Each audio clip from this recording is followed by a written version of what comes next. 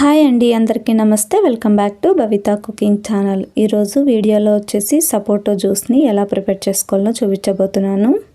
3 నిమిషాల్లోనే చాలా ఈజీగా ప్రిపేర్ చేసుకోవచ్చండి సపోటో జ్యూస్ని. ఈ సపోటో జ్యూస్ని డ్రై ఫ్రూట్స్ని వేసుకొని హెల్తీ వేలో చూపించబోతున్నానండి.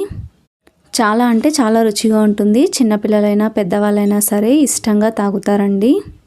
మరి ఇక లేట్ చేయకుండా ఎలా ప్రిపేర్ చేసుకోవాలో చూద్దాం రండి. ముందుగా 5 సపోటోలను తీసుకొని వాటిని బాగా వాష్ చేసి తీసుకోండి. సపోటోలు బాగా మెత్తగా పండినవి తీసుకోండి, అలా అయితే జ్యూస్ అనేది చాలా రుచిగా వస్తుంది. ఇలా సపోటోలకి ఉన్న తొక్కును మొత్తం తీసేసేయండి. అలాగే దాని లోపల ఉండే గింజల్ని కూడా తీసి ఇలా చిన్న చిన్న ముక్కలుగా చేసి ప్లేట్లో వేసి పక్కన ఉంచుకోండి. తర్వాత ఒక మిక్సీ జార్ని తీసుకుని మిక్సీ జార్లోకి ఇందాక మనం వలిచి పెట్టుకున్న ఈ సపోటాల్ని మొత్తం వేసేసుకోండి. ఇప్పుడు ఇందులోకి డ్రై ఫ్రూట్స్ని కూడా వేసుకోండి. నేను ఇక్కడ బాదం, జీడిపప్పు, పిస్తాని అన్నిటినీ 3 దాకా వేసుకున్నానండి. ఇలా చిన్నగా కట్ చేసి వేసుకోండి. నెక్స్ట్ చక్కెర ప్లేస్లో కండు చక్కెరని యూస్ చేస్తున్నానండి. చక్కెర కన్నా కండు చక్కెర చాలా మంచిదండి. ఎప్పుడైనా సరే ఇలాంటిది యూస్ చేయండి. ఎప్పుడైనా కండు చక్కెరని తెచ్చి ఇలా దంచి స్టోర్ చేసి పెట్టుకొని టీ, కాఫీలో కూడా కండు చక్కెరని యూస్ చేయండి, చాలా మంచిది. ఇంకా పిల్లల కోసం అయితే పూర్తిగా చక్కెరని అవాయిడ్ చేసి కండు చక్కెరని వాడండి. ఇందులోకి 4 నుండి 5 దాకా ఐస్ క్యూబ్స్ని కూడా వేసుకోండి. అలాగే కాచి చల్లార్చి పెట్టుకున్న పాలను కూడా 1 కప్పు దాకా వేసుకోండి. మీ స్వీట్నెస్ని బట్టి చక్కెరని వేసుకోండి. అలాగే మీ కన్సిస్టెన్సీ బట్టి పాలను వేసుకోండి. ఇప్పుడు బాగా మూత పెట్టేసి గ్రైండ్ చేసేసుకోండి.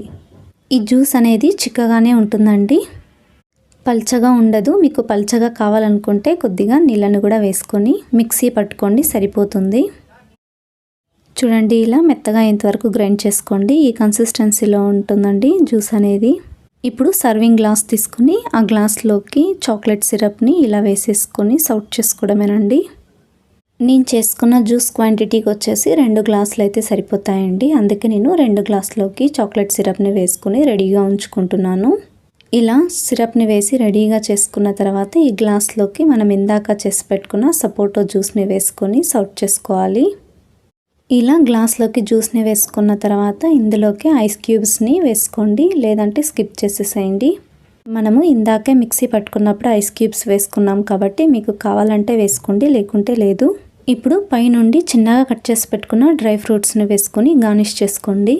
మీకు నచ్చిన డ్రై ఫ్రూట్స్ ఏవైనా సరే చిన్నగా కట్ చేసి వేసుకోండి. మీరు జ్యూస్ని తాగేటప్పుడు మధ్యలో నోట్లో తగులుతూ ఉంటే చాలా టేస్టీగా ఉంటుందండి.